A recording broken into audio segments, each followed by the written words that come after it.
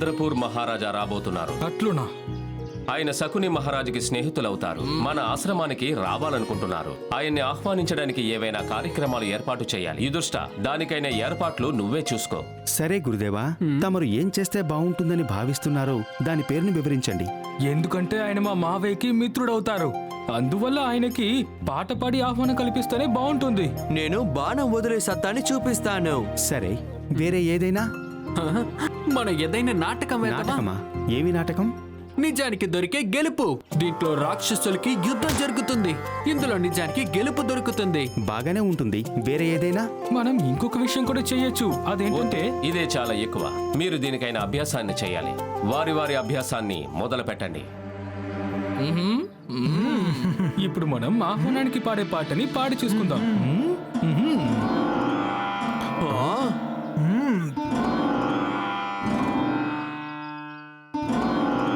మహారాజా గారిని ఆహ్వానిస్తున్నాం, మహారాజా గారిని ఆహ్వానిస్తున్నాం.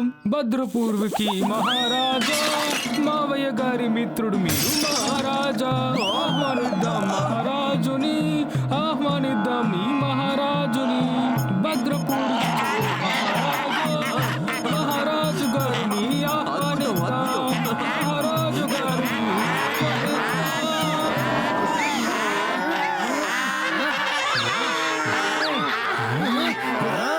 గురుగారు, ఈయన పక్క గ్రామానికి చెందినవారు. సింహంలాగా మారి మనల్ని ఆక్రమిస్తారు. అప్పుడు అబద్ధానికి నిజానికి యుద్ధం జరిగేటట్టు మనం చూపిస్తాం. మనల్ని చెడపడానికి వచ్చారు. మనం యుద్ధం చేద్దాం. యుద్ధం చేసి ఈయనని మనం ఓడిద్దాం. గురుగారు, ఈయనకి అంత బలం ఉంది. ఈయన మీద ఎంత దాడి చేసినా ఈయనకి గాయాలే కలగట్లేదు. సరే, చేసేద్దాంలే. ఇప్పుడు మనం సేద తీర్చుకుందాం. రేపు పొద్దున మళ్ళీ అభ్యాసం మొదలు పెడదాం. రేపు మహారాజు గారు వస్తున్నారు. నాకు ఇలాంటి అవమానం అసలు ఎప్పుడూ జరగలేదు. మేనల్లుడా, నువ్వు భయపడకు.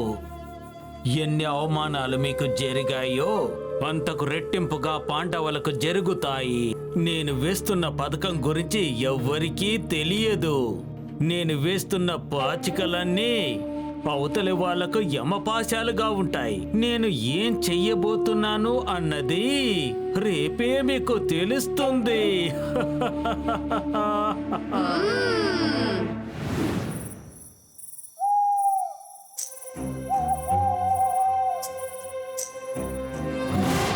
నాకు అర్థమయ్యింది. సింహముఖంతో పుట్టిన అతన్ని అక్కడి నుంచి తోసేసి నేను అక్కడ ఉండాలి. నాటకం ప్రారంభమైన వెంటనే ఎవరు నాతో వచ్చి యుద్ధం చేస్తారో వాళ్ళని నేను యుద్ధంలో నాశనం చెయ్యాలి. కానీ దానివల్ల నాకు ప్రయోజనమేమిటి? అదిగో కింద చూడు, నీ కాళ్ళ దగ్గర.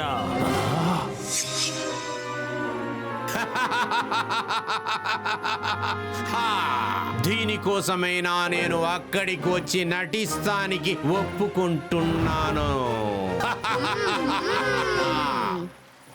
మహారాజు గారిని ఆహ్వానిస్తున్నాం, ఆహ్వానిస్తున్నాం మహారాజు గారిని. భద్రపూర్కి చెందిన మహారాజు గారు మిమ్మల్ని మేము లోపలికి ఆహ్వానిస్తున్నాం.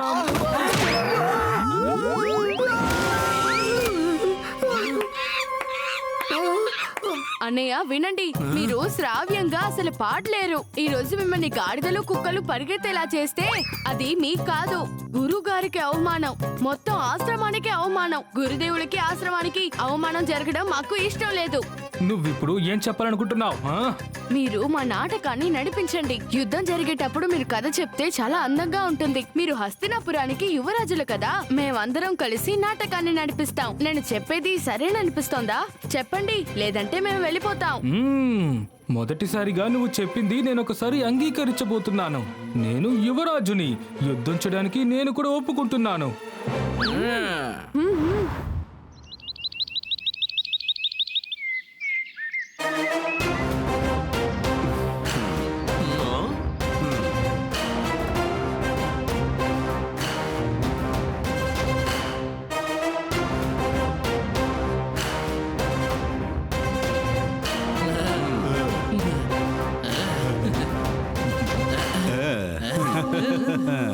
రండి రండి, వచ్చి కూర్చోండి.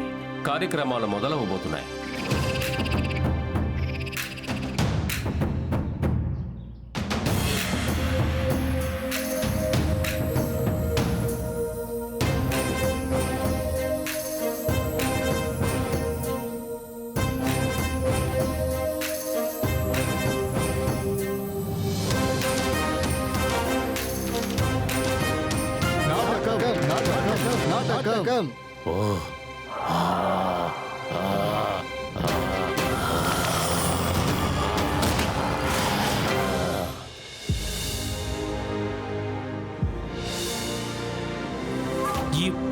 జరుగుతుంది తమాషా.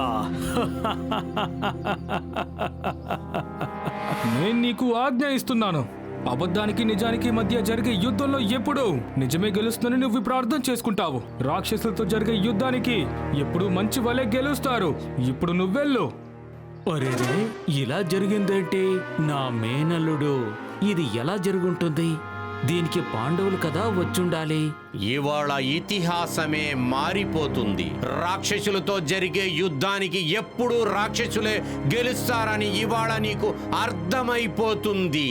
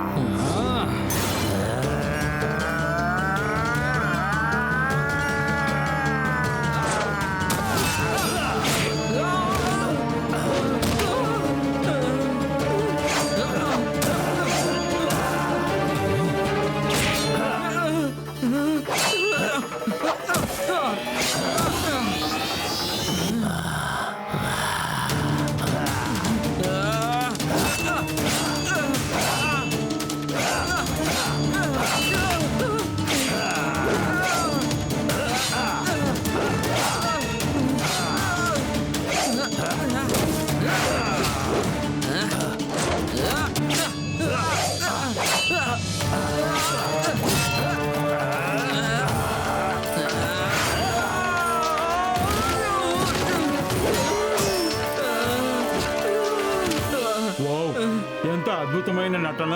దీనికి ఎంత సాహసం చేసుంటారు. ఎంత ఎత్తు నుంచి ఇతను దిగుతున్నారే, అతనికి గాయాలు కూడా అవ్వలేదు. చాలా చాలా అద్భుతం. అద్దరు కొడుతున్నారు. తనకు గాయం నయమైందా లేదన్న సంగతి నేనెలా చెప్పగలను? ఆ సంగతి వారికే తెలియాలి కదా. వద్దు వద్దు, నా వల్ల కావడం లేదు. నేను ఓడిపోయాను. నన్ను వదిలిపెట్టండి. నిజమైన వాడు లోపల మైకంలో ఉన్నాడు. అలా అయితే వీడెవడు? తను తప్పకుండా వేరే ఎవరోనే. అరే, తను దుర్జన్ సింగ్. నాకు ముందే అనుమానం వచ్చింది. దుర్జన్ సింగ్, నువ్వు ఇక్కడికి వచ్చి చాలా పెద్ద తప్పు చేశావు. ఇక నువ్వు తప్పించుకోలేవు. సహోదరులారా, ఆక్రమించండి.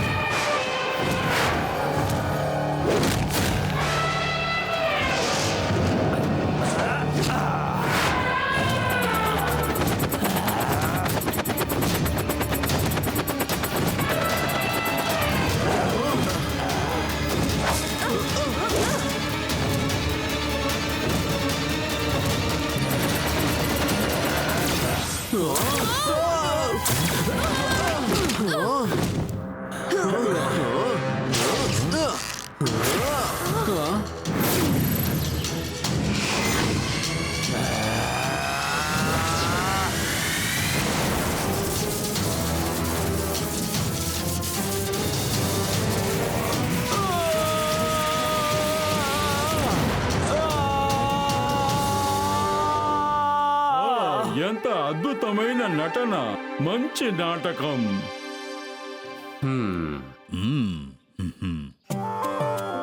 మీరందరూ మీ వీరాన్ని సమర్థతని చూపించారు. అతన్ని చూడగానే నాకు తెలిసిపోయింది అతనే మన శత్రువు దుర్జన్ సింగ్ అని. నాటకం అనే పేరుతో మిమ్మల్ని పగరు తీర్చుకోవాలనుకున్నాడు. మీరు అతనికి మంచి పాఠాన్ని నేర్పించారు. ఇక మీదట మళ్ళీ అతను తిరిగి రాడు. గురు ద్రోణాచారి గారు, మీ ఆశ్రమం ఉన్న శిష్యులు చాలా తెలివైన వాళ్ళు. వీళ్ళని కలిసినందుకు చాలా సంతోషంగా ఉంది.